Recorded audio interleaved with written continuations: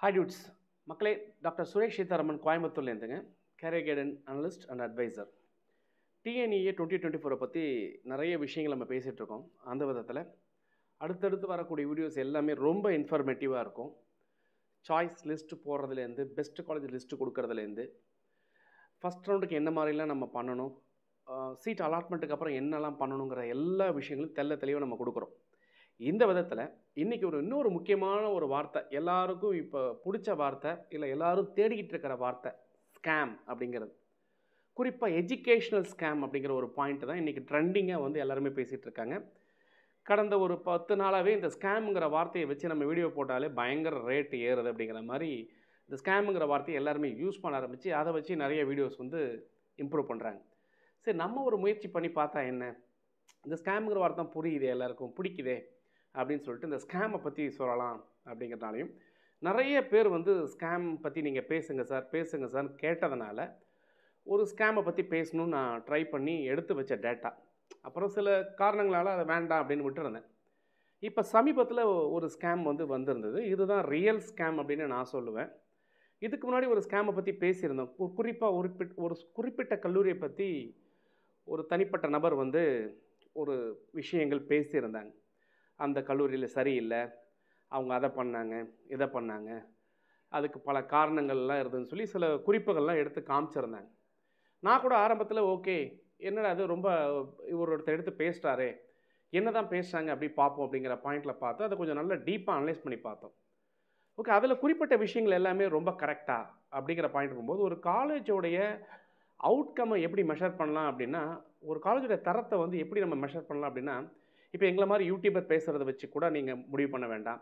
இல்லை சில reports, NIRF ranking, quality, அது நிறைய விஷயங்கள் இருந்தாலும் கூட எது உண்மையான ஒரு வேல்யூவாக இருக்கும் அப்படின்னு கேட்டிங்கன்னா, மக்களுடைய மனசுலேருந்து வரக்கூடிய அந்த வார்த்தைக்கு தான் பவர் ரொம்ப ரொம்ப அதிகம்.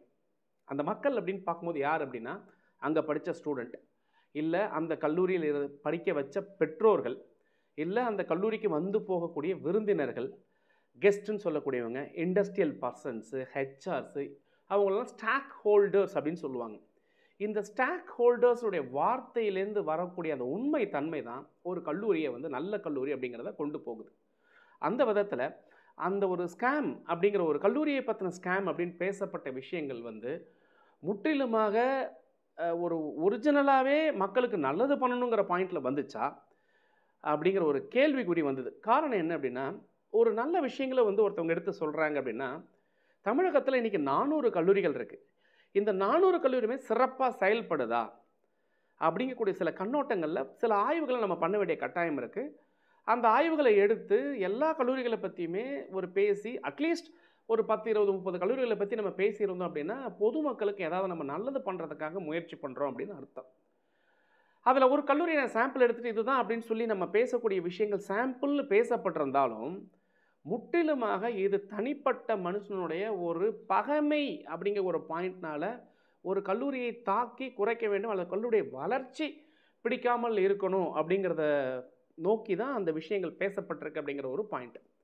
ஓகே, அது என்னவாக இருந்தாலும் அந்த கல்லூரியுடைய பாசிட்டிவ் என்ன, அந்த கல்லூரியில் எப்படி இருக்குது அப்படிங்கிறது அந்த கல்லூரியை சார்ந்தவங்க, அந்த குறிப்பாக மாணவர்கள், அந்த கல்லூரியிலேருந்து சந்தோஷமாக இன்றைக்கி வெளியில் போன மாணவர்கள், அவங்களுடைய லைஃப் ஸ்டைல், அங்கே படிக்க வச்ச பெற்றோர்கள் சொல்லணும் அப்படிங்கிற ஒரு பாயிண்ட் தான். அதனால் அதிகமாக அதில் நம்ம கருத்து பேசலை. பட் அதில் உண்மைத்தன்மை இருக்கா அப்படின்னு நிறைய பெற்றோர்கள் கேட்கும்போது, அதில் இருக்கக்கூடிய உண்மைத்தன்மைகளை அப்படியே நம்ப வேண்டாம் அப்படிங்கிறது தான் என்னுடைய தாழ்மையான கருத்து. நீங்கள் சில ஆய்வுகளை பண்ணுங்கள், உங்கள் மனசாட்சிக்கு போய் நேரில் பாருங்கள், விசாரிங்க. அதில் ஏதாவது தொய்வுகள் இருந்தால் அந்த தொய்வுக்கான கேள்வியை கேளுங்க. அதுக்கான விளக்கங்களை பெற்றதுக்கப்புறம் அது கல்லூரி நல்லதா கெட்டதா அப்படிங்கிறது சில முடிவுகள் வரலாம். இது நடுவில் எங்களை மாதிரி சப்ஸ்கிரைபர் என்ன யூடியூபர் என்னடா பண்ணுறீங்க அப்படின்னு நீங்கள் கேட்டிங்கன்னா, எங்களுக்கு தெரிஞ்ச சில விஷயங்களை நம்ம கருத்துக்களை நம்ம இதில் பதிவிடுறோம். அந்த பதிவுகளை பார்த்து மக்கள் நம்புறீங்க. நம்பினதுக்கப்புறம் சில பேர் நேரடியாக போய் பார்க்குறீங்க. பார்த்ததுலேருந்து சில யார் யார் எப்படி பேசுகிறாங்கிறத உங்களால் அளவீடு பண்ண முடியும். அந்த அளவீடு பட்டு நீங்கள் ஒரு முடிவு எடுங்க அப்படின்னு தான் நம்ம சொல்கிறோம். ஸோ இது ஒரு பக்கம். இன்னொரு முக்கியமான ஸ்கேம், இப்போ எல்லாருமே பேசின ஒரு ஸ்கேம் அப்படின்னா, ஒரே வார்த்தையில் போட்டாங்க, அண்ணா யூனிவர்சிட்டி ஸ்கேம் அப்படிங்கிற மாதிரி போட்டிருந்தாங்க. இந்த அண்ணா யூனிவர்சிட்டி ஸ்கேம் அப்படிங்கிற விஷயங்கள் பற்றி தான் நம்ம இன்றைக்கி இதில் நம்ம பேசணும்னு நம்ம ஆசைப்பட்டோம். ஏன் அப்படின்னு கேட்டால், ஆரம்ப காலத்திலேயே நம்ம யூடியூப்பில் பேசும்பொழுது இன்றைக்கி இந்த கம்ப்யூட்டர் கணினித்துறை அப்படிங்கிற துறை பெரும்பாலாக வளர்ந்து வருது. எல்லா கல்லூரிலையும் ஏஐசிடி யார் அப்படின்னு கேட்டிங்கன்னா ரெகுலேட்டரி பாடி. ஒரு இன்ஜினியரிங் கல்லூரிகள் எப்படி வந்து செயல்படணுங்கிறதுடைய சட்டத்திட்டங்களை வந்து கொடுக்கக்கூடியவங்க. அவங்க வந்து ஹேண்ட் புக் அப்படின்னு வருஷத்துக்கு வருஷம் கொடுப்பாங்க. அந்த ஹேண்ட் புக்கில் சில விஷயங்கள் குறிப்பிடப்பட்டிருக்கும்.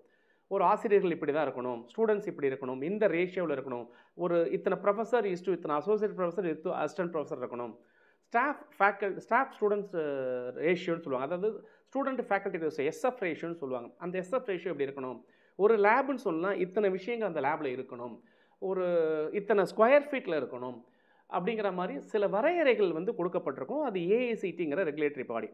அதை அப்படியே எடுத்துக்கிட்டு நம்ம சட்டம் நம்ம அது வந்து சென்ட்ரல் கவர்மெண்ட்டு நம்ம இந்தியாவில் உள்ள எல்லாத்துக்கும் ஒரே ஒரு ரூல் அவங்க கொடுத்துருப்பாங்க. ஸ்டேட்டுன்னு வரும்போது அந்தந்த ஸ்டேட்டில் சில யூனிவர்சிட்டிஸ் வந்து அதை செயல்படுத்துவாங்க. அப்போ அந்த சில செயல்தரங்களில் வந்து தனக்கு பிடித்தால் போது சில விஷயங்களை வந்து அந்த யூனிவர்சிட்டி வந்து மாற்றி ஒரு நல்ல தரமான வந்து கல்வியை கொடுக்கறதுக்காக சில ரூல்ஸ் அண்ட் ரெகுலேஷன்ஸ் போடுவாங்க. இதுக்கு வந்து அஃபிலியேட்டிங் பாடி அப்படிங்கக்கூடிய ஒரு கட்டமைப்பு வந்து வசதிகள், அதாவது ஒரு கட்டமைப்பு குழு ஒன்று இருக்குது. இந்த அஃபிலியேட்டிங் பாடி என்ன பண்ணுவாங்கன்னா, ஆண்டுதோறும் ஒரு கல்லூரியை போய் நேரில் இன்ஸ்பெக்ஷன் பண்ணி எல்லாம் சொன்ன மாதிரி இருக்கா. ஏன்னா ஒவ்வொரு வருஷமும் நான் அப்ளிகேஷன் என்கிட்ட இந்த வசதிகள் இருக்குது, என்கிட்ட இந்த வாதியார் வச்சுருக்கிறேன், நான் இந்த கோர்ஸ் இந்த வருஷம் நடத்த போகிறேன்னு ஒரு கல்லூரி முறை கேட்பாங்க அப்ளிகேஷன். அதை வந்து அவங்க வந்து நேரில் வந்து இன்ஸ்பெக்ஷன் பண்ணி கொடுப்பாங்க. சில வளர்ந்த கல்லூரிகளுக்கு என்ன பண்ணுவாங்கன்னா, பர்மனன்ட் அஃபிலியேஷன் சொல்கிற மாதிரி நேரடியாக போகாமையே அவங்களுடைய வசதிகள் நல்லா இருக்கிறதுனால ஆய்வுகள் பண்ணிடுவாங்க. பல கல்லூரிகளுக்கு என்ன பண்ணுவாங்கன்னா, நேரடியாக போய் ஆய்வு பண்ணுவாங்க. அப்படி இந்த ஆய்வு பண்ணக்கூடிய விஷயங்களில் தான் இந்த மாதிரியான முறைகேடுகள் நடந்ததுங்கிறத எல்லா டிவி நியூஸ்லையும் பார்த்துருப்பீங்க. அதுக்கான டாக்குமெண்ட், ஒரிஜினல் டாக்குமெண்ட் தேவைப்பட்டால் கூட இந்த டிஸ்கிரிப்ஷனில் நான் கனெக்ட் பண்ணி கொடுக்குறேன். அந்த ஒரிஜினல் டாக்குமெண்ட்டை இங்கே தாராளமாக பார்க்கலாம். இதுவும் வாட்ஸ்அப்லேயும் மற்ற மீடியாவிலையும் வளம் வந்துக்கிட்டு தான் இருக்குது. இப்போ இதில் நடந்தது என்ன அப்படிங்கக்கூடிய விஷயங்களை நீங்கள் புரிஞ்சுக்கணும். பெற்றோர்கள் எப்படி முடிவெடுக்கணும் அப்படிங்கிற பாயிண்ட்டை தான் இதில் நம்ம பேசணும்னு ஆசைப்பட்டோம்.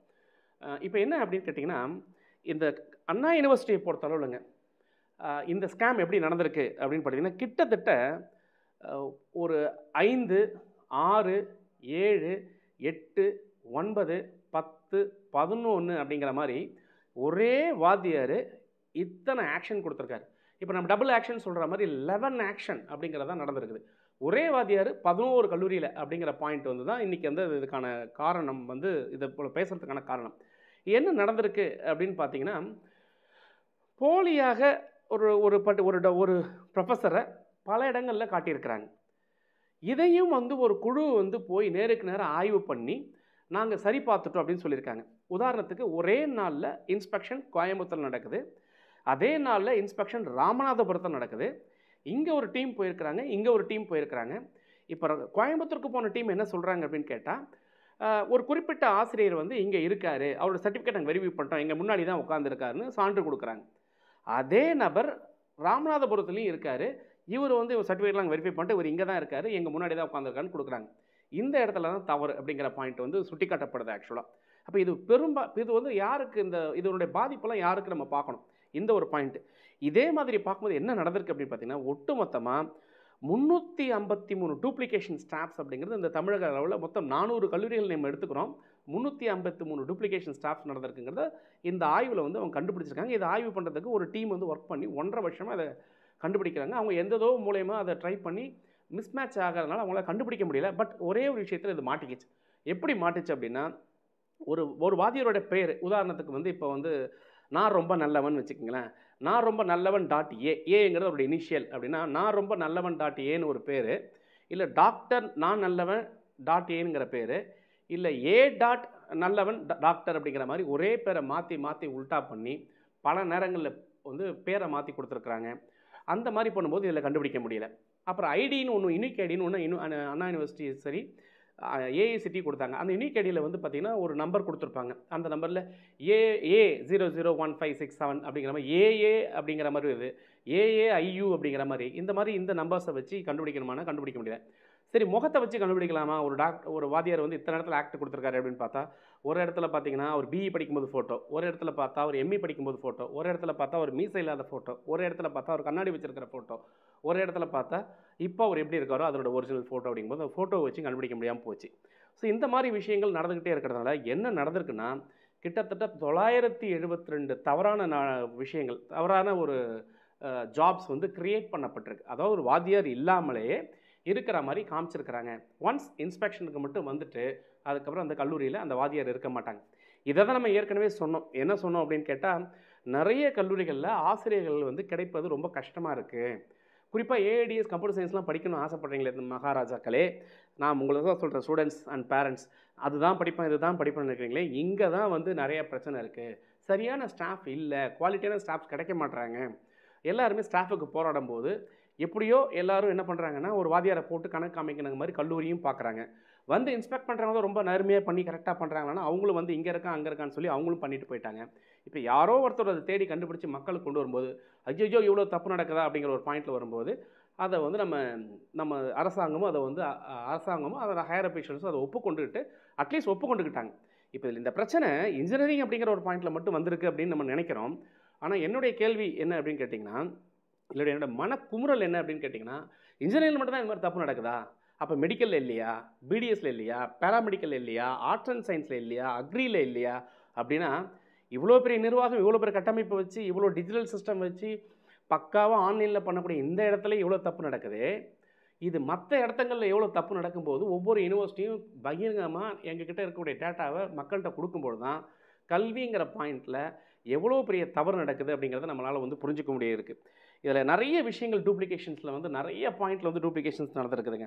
இதில் எதை வச்சு கண்டுபிடிச்சாங்க சார், இதெல்லாம் உண்மைதானா நீங்கள் பேசிகிட்டு இருக்கிறது எதை வச்சு கண்டுபிடிச்சாங்க அப்படின்னா, ஒவ்வொருத்தருக்கும் வரக்கூடிய டேட் ஆஃப் பர்த் அப்படிங்கிறது வந்து கிட்டத்தட்ட ஒரே மாதிரி டேட் ஆஃப் பர்த்தை கொடுக்க முடியாமல் போனதுனால அந்த ஒரு டேட்டா வச்சு எவ்வளோ ரிசர்ச் பண்ணி இந்த இதை வந்து ஒரு குழு வந்து வெளியில் கொண்டு வந்தாங்க. அந்த குழு வெளியில் கொண்டு வந்தவங்க உண்மையிலே என்னோட மனமார்ந்த நன்றி.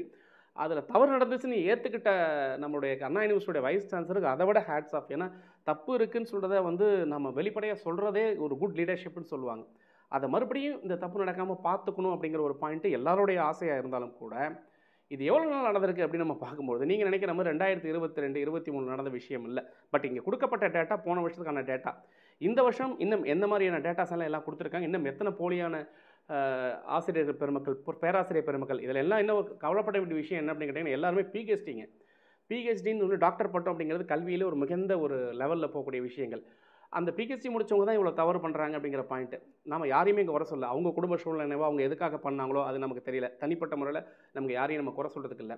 இல்லை ஒரு குழு அதை ரெடி பண்ணாங்களா, அவங்க கவனக்குறைவாக ஏன் விட்டுட்டாங்க, ஏன் இப்படி பண்ணாங்கிறதையும் நம்ம சொல்ல முடியல.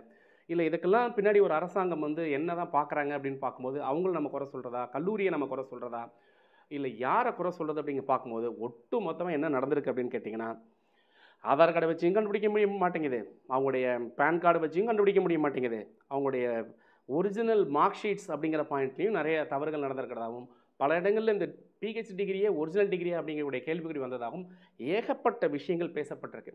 பட் ஒரு விஷயம் என்னென்னா, மக்களே மாணவர்களே, நீங்கள் தயவு செய்து நீங்கள் போகிற கல்லூரிகளில் உண்மையிலேயே இந்த மாதிரிலாம் இருக்குதாங்கிறது தயவு செய்து நீங்கள் கேளுங்க. காட்டை விற்று, நிலத்தை விற்று, அடமானம் வச்சு, லோன் எடுத்து எத்தனையோ கூலி தொழிலுடைய முதல் பட்டதாரி குழந்தைங்க வந்து நம்ம தமிழ்நாட்டில் நிறைய பேர் இருக்கிறாங்க. அவங்களுடைய எல்லா கனவுகளும் என்ன அப்படின்னா, எப்படியாவது நான் கஷ்டப்பட்டனே என் குழந்தை வந்து மேலே வந்துடாதா அப்படின்னு எத்தனையோ பெற்றோர்களுடைய ஏக்கம். அதை தாண்டி என் குடும்பம் கஷ்டப்படுதே, நான் ஆர்டிஃபிஷியல் டேட்டா சயின்ஸ் படிச்சுட்டா பெரிய ஆளாயிருவனே, நான் போய் பில்கேட்ஸ் பக்கத்தில் உட்காந்து உடனே சம்பாரிச்சிருவேன்ற எண்ணங்களும் உங்களுக்கு இருக்குது. இதை தாண்டி எல்லாருமே நல்ல கல்லூரியை தேடிக்கிட்டு இருக்கிறீங்க. இதுக்கு பக்கத்தில் இதுக்கு நடுவில் எங்களை மாதிரி யூடியூபர்ஸ் பழைய பயங்கரமான குழப்பங்களை உங்களுக்கு கொடுத்துக்கிட்டு இருக்கிறாங்க. இந்த சூழ்நிலையில் நீங்கள் ஒரு முடிவு எடுக்கணும் அப்படின்னா எவ்வளவு தெளிவாக நிதானமாக நீங்கள் முடிவெடுக்கணும் அப்படிங்கக்கூடிய விஷயத்தை தான் நான் இதில் வந்து சொல்கிறேன். இதில் வந்து நான் யாரையுமே கஷ்டப்படுத்தலை, யாரையுமே நான் வந்து இதில் கொண்டு வரணும் இல்லை. இந்த மாதிரி தவறு அப்படிங்கிறது இன்றைக்கி இல்லைங்க, 20 வருஷமாக நடந்துக்கிட்டு இருக்குது அப்படிங்கிற மாதிரி சொல்கிறாங்க. கிட்டத்தட்ட பாலகுருசாமி சார்னு ஒரு வைஸ் சான்சலர் சார் இருந்தப்போ, நடேசன் கமிட்டின்னு ஒரு கமிட்டி இருந்தப்போ எந்த அளவுக்கு இந்த விஷயம் நேர்மையாக இருந்ததோ அது மாறி மாறி மாறி மாறி மாறி தொய்வாக வந்து எப்போ அந்த எம்இ அப்படிங்கிற விஷயங்கள்லாம் இரகுலராக போய் அதில் நிறைய ஆசிரியர்கள் வந்து வெளியில் வந்தாங்களோ அந்த ஆசிரியர்களோட தரமும் குறைஞ்சி அவங்களோட எண்ணங்களும் குறைஞ்சி இதுக்குன்னு ஒரு தனியாக ஒரு நெட்வொர்க் ஃபார்ம் பண்ணி இதுக்குன்னு ஒரு குரூப்பே அணைஞ்சிக்கிட்டு இருந்து இன்றைக்கி எல்லாரும் செஞ்ச தவறுனால யார் பாதிக்கப்படுறா அப்படின்னு கேட்டிங்கன்னா, ஆசிரியர்கள் சரியாக இல்லைன்னா என்ன நடக்கும் அப்படின்னா ஆட்டோமேட்டிக்காக சரியாக வந்து டெலிவரி வர்றதுக்கான, அதாவது அந்த பாடத்திட்டங்கள் வெளியில் வர்றதுக்கான வாய்ப்புகள் கிடையாது. அப்போ கற்றல் அப்படிங்கிற விஷயம் குறைய ஆரம்பிச்சிடும், தேடலுங்கிற விஷயம் குறைய ஆரம்பிச்சிடும், திங்கிங்கிற விஷயம் குறைய ஆரம்பிச்சிடும். போயிருப்பார், என்னமோ படிச்சிருப்பார், முடிஞ்சால் டிகிரி வாங்கியிருப்பார், அதுக்கு அட்டானமஸ் கல்லூரிகளும் கொஞ்சம் கை கொடுத்து அட்டானமஸ் கல்லூரியில் படித்தா ஈஸியாக பாஸ் பண்ணலாங்கிற விளம்பரங்கள் வருது, இங்கே வந்தால் ஜாலியாக இருக்கலாங்கிற விளம்பரங்கள் வருது. இங்கே வந்தால் நல்லா படிக்கலாம், நல்லா இருக்கிற விளம்பரங்கள்லாம் போய் இங்கே வந்தால் ஜாலியாக இருக்கலாம், இங்கே வந்தால் பாஸ் பண்ணலாங்கிற விளம்பரங்கள் எல்லோரும் கொடுக்க ஆரம்பிக்கிறாங்க. மாணவர்களும் அந்த மாதிரி தேடல்களை நோக்கி போகும்போது உங்களுடைய கனவு கனவாகவே இருக்க போகுது. உங்கள் பெற்றோருடைய கனவும் கனவாகவே இருக்க போகுதுங்க. ஒரு சின்ன மனவேதனை தான் இந்த வீடியோக்குள்ள நம்ம கொடுக்குறோம். ஸோ நீங்கள் செலக்ட் பண்ணக்கூடிய கல்லூரிகள் நல்ல கல்லூரிகளா, அங்கே எல்லாமே இருக்கா? நம்ம 100 தடவை சொல்லியாச்சு. அதை தயவு செய்து கொஞ்சனாச்சும் கள ஆய்வு பண்ணுங்கள். உங்களுடைய பணத்தை நீங்கள் கொடுக்குறீங்க. 1 லட்சம் கொடுத்தாலும் பணம் தான், 50,000 கட்டினாலும் பணம் தான், 5 லட்சம் கட்டினாலும் பணம் தான். அப்படிப்பட்ட பணத்தை நீங்கள் கொடுத்து ஒரு கல்வி, அதாவது ஏன் இதை பற்றி பேசுகிறேன்னா, ஒரு நாட்டுடைய முன்னேற்றம், ஒரு ஒரு ஒரு ஊருடைய முன்னேற்றம், ஒரு வீட்டோட முன்னேற்றம் எதை நம்பி இருக்குன்னு நம்ம வந்து புத்தகத்தில் படித்து கல்வி தான் கல்விதான் சொன்னால் மட்டும் பார்த்தாது. அந்த கல்வியிலே இவ்வளோ ஊழல் இருந்தால், அந்த கல்வியிலே இவ்வளோ ஏமாற்றல் இருந்தால், சொல்லிக் கொடுக்குற இடத்துலேயே இவ்வளோ தப்பு நடந்தால், கற்றுக்கிறவங்க எப்படி இருப்பாங்க, எதிர்காலம் எப்படி இருக்குங்களோட கேள்விக்குறிக்கு தான் இந்த வீடியோவை நம்ம உங்கள்கிட்ட சப்மிட் பண்ணுறோம். இதில் ஏதாவது நம்ம தவறாக பேசியிருந்தா, யாரோட மனசை ஏதாவது வலிச்சிருந்தா பகிரங்க ஒரு மன்னிப்போட இந்த வீடியோவை நிறைவு செய்கிறேன். இன்னும் நிறைய விஷயங்கள் நம்ம தொடர்ந்து பேசுவோம். டிஎன்ஏ பற்றி நம்ம நிறைய அப்டேட்ஸ் கொடுப்போம். பிடிச்சிருந்தால் சப்ஸ்கிரைப் பண்ணி பாருங்கள். பிடிக்கலைன்னா இமீடியட்டாக நீங்கள் சப்ஸ்கிரிப்ஷன் பண்ணாமல் சேனலை க்ளோஸ் பண்ணிட்டு உங்களுக்கு பிடிச்ச சேனலில் பாருங்கள். தொடர்ந்து பேசும் மனிதர்கள் உங்களோட சுரேஷ் இணையத்திலும் உங்கள் இதயத்திலும். நன்றி.